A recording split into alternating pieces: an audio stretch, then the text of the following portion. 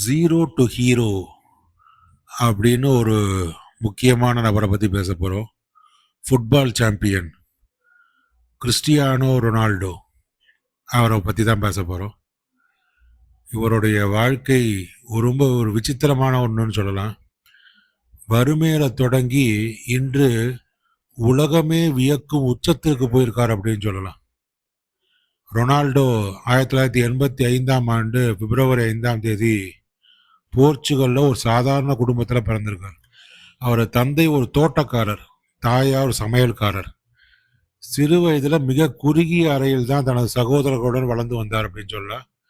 விளையாட சரியான பந்து கூட இல்லாத நிலையில பழைய துணிகளை உருட்டி பந்து போல செய்து விளையாடி இருக்கார்.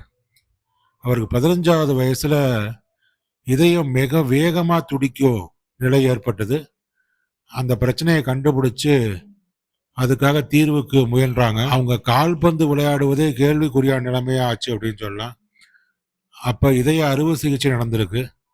அதுலேருந்து மிக விரைவாக மீண்டும் அந்த ஃபுட்பால் விளையாட்டில் திரும்ப தொடர்ச்சியாக பயிற்சி எடுத்திருக்காரு. அந்த வேகம் இன்னும் குறையல அப்படின்னு சொல்லலாம். ஸ்போர்ட்டிங் சிபி கிளப்பில் விளையாடிய அவரை புகழ்பெற்ற பயிற்சியாளர் சர் அலெக்ஸ் பெர்குசன் கண்டறிஞ்சிருக்காரு.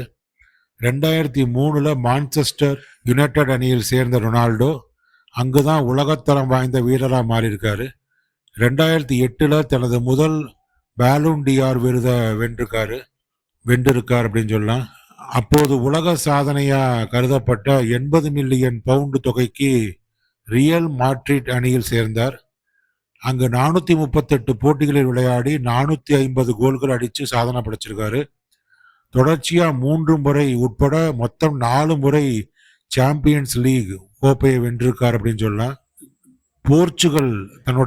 தன்னுடைய போர்ச்சுகல் அணிக்காக 2016 யூரோ கப் மற்றும் 2019 நேஷனல் லீக் ஆகியவற்றை வென்று கொடுத்திருக்காரு. சர்வதேச கால்பந்து போட்டியில் அதிக கோல்கள் 130+ கோல்களை அடித்த வீரர் இவரே அப்படின்னு சொல்லலாம்.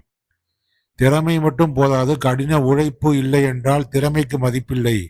இதுதான் ரொனால்டோவின் தாரக மந்திரம்னு சொல்லலாம். பயிற்சியை முடிச்சுட்டு அதுக்கப்புறம் தனியா நின்று மணிக்கணக்கில் பயிற்சி செய்வது தான் இவருடைய இந்த மிகப்பெரிய வெற்றிக்கு காரணமாக அமைஞ்சிருக்கு அப்படின்னு சொல்லலாம். அப்பேற்பட்ட மிகப்பெரிய ஃபுட்பால் சாம்பியனுடைய ஜாதகத்தை தான் பார்க்க போகிறோம். இவருடைய ஜாதகத்தில் தனுசு லக்னம் காட்டப்பட்டிருக்கு. இந்த லக்னத்தோடைய அதிபதி குரு 2ஆம் வீட்டில் மகரத்தில் சூரியன் மற்றும் புதனோட சேர்ந்து அமர்ந்திருக்காரு.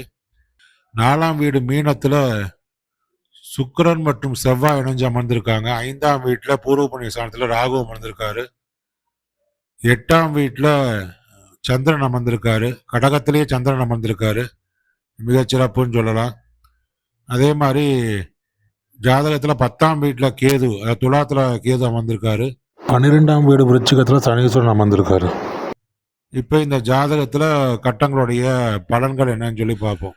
லக்னத்தோடைய அதிபதி குரு,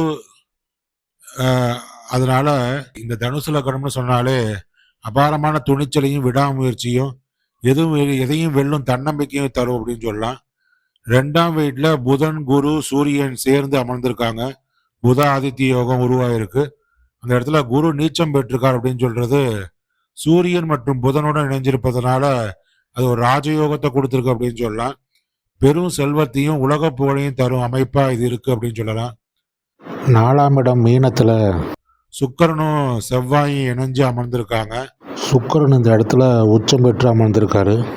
இது ஒரு சிறப்பான அமைவுன்னு சொல்லலாம். இதனாலதான் அவர் அதீத உடல் வலிமையும் மைதானத்தில் ஆக்ரோஷமாக செயல்படும் திறனையும் கொடுக்குது அப்படின்னு சொல்லலாம். அது அடுத்தது பார்த்தீங்கன்னா 5ஆம் வீடு, இதுல ராகு இருக்காரு. இது ஒரு பூர்வ புண்ணிய ஸ்தானத்துல ராகு இருப்பது, அதாவது செவ்வாய் வீட்டில் ராகு அமைஞ்சிருக்காரு. அதான் பூர்வ புண்ணிய ஸ்தானம். அந்த 5ஆம் இடத்துக்குரிய செவ்வாய் பார்த்தீங்கன்னா 4ஆம் வீட்டில் சுக்கிரனோட இணைஞ்சு அமர்ந்திருக்காரு. இதனாலேயே பார்த்தீங்கன்னா அவர் மிகச்சிறந்த மனபலத்தையும் உடல் பலத்தையும் பெற்றிருக்கார் அப்படின்னு சொல்லலாம். பல நேரங்களில் மன அழுத்தத்தை தந்தாலும் போராட்டங்களை கடந்து வரும் மனப்பக்குவத்தை அவர் பெற்றிருக்கார் அப்படின்னு சொல்லலாம்.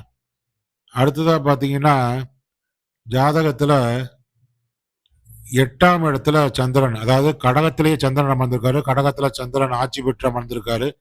இதுவும் ஒரு சிறந்த அமைவு அப்படின்னு சொல்லலாம். அடுத்ததா பார்த்தீங்கன்னா, துலாத்துல கேது அமர்ந்திருக்காரு. அதே மாதிரி விருச்சிகத்துல சனீஸ்வரன் அமர்ந்திருக்காரு. அப்ப பார்த்தீங்கன்னா, இந்த ஜாதகத்துல முக்கியமா சொல்லணும் அப்படின்னு சொன்னா, இந்த விருச்சிகத்துல சனீஸ்வரன் அமர்ந்திருப்பது அவருக்கு வெளிநாடுகளில் தங்கி புகழ் பெறுவதை சொல்லுது அப்படின்னு சொல்லலாம். அதிகப்படியான சொத்துக்கள் சேர்வதையும் இது எடுத்து காட்டுறதா அமையுது அப்படின்னு கூட சொல்லலாம். சவாலான இடம் தான். ஆனாலும் இவருக்கு நன்மையை கொடுத்துருக்கு அப்படின்னு சொல்லலாம். விளையாட்டுல ஒரு உச்சம் பெற்றதற்கு இந்த செவ்வாய் பலம் ரொம்ப முக்கியம். செவ்வாய் வந்து சிறப்பான உடல் பலத்தை கொடுத்துருக்கான்னு சொல்லலாம். லக்னம், லக்னாதிபதி, அதே சமயத்தில் லக்னாதிபதியோட சூரியன் மற்றும் புதன் சேர்ந்திருப்பது ஒரு மிகச்சிறந்த யோக பலத்தை கொடுத்து உலக புகழை கொடுத்துருக்கு அப்படின்னு சொல்லலாம். இது மாதிரி இந்த ஜாதகத்துல மிகச்சிறந்த அமைவுகள்லாம் காணப்படுது. மிகச்சிறப்பான ஒரு ஜாதகம். அதே மாதிரி சந்திரனுக்கு கேந்திரத்துல குரு அமைஞ்சிருக்காரு. அதுவும் ஒரு சிறந்தான அமைவு. சிறந்த யோக பலத்தை கொடுத்துருக்கு அப்படின்னு சொல்லலாம். புத ஆதித்ய யோகம் அமைஞ்சிருக்கு. அப்ப ஒரு விளையாட்டு துறையில ஒரு சிறந்து விளங்குவதற்கு 4ஆம் இடத்துல சுக்கிரனும் செவ்வாய் இணைஞ்சு கலைநயமிக்க ஆற்றத்தை வெளிப்படுத்துவதற்கு உதவியா இருந்திருக்கு. உடல் பலத்தை கொடுத்துருக்கு அப்படின்லாம் சொல்லலாம். மிகச்சிறந்த ஜாதகம். விளையாட்டுக்காகவே, ஃபுட்பால் விளையாட்டுக்காகவே பிறந்த, அதனாலதான் பாத்தீங்கன்னா ஒரு மிக ஏழையாக இருந்த ஒரு மனிதர் மிக உயர்ந்த நிலைக்கு தன்னை கொண்டு சென்றிருக்கார். தன்னுடைய உடல் பலத்தால, உழைப்புனால.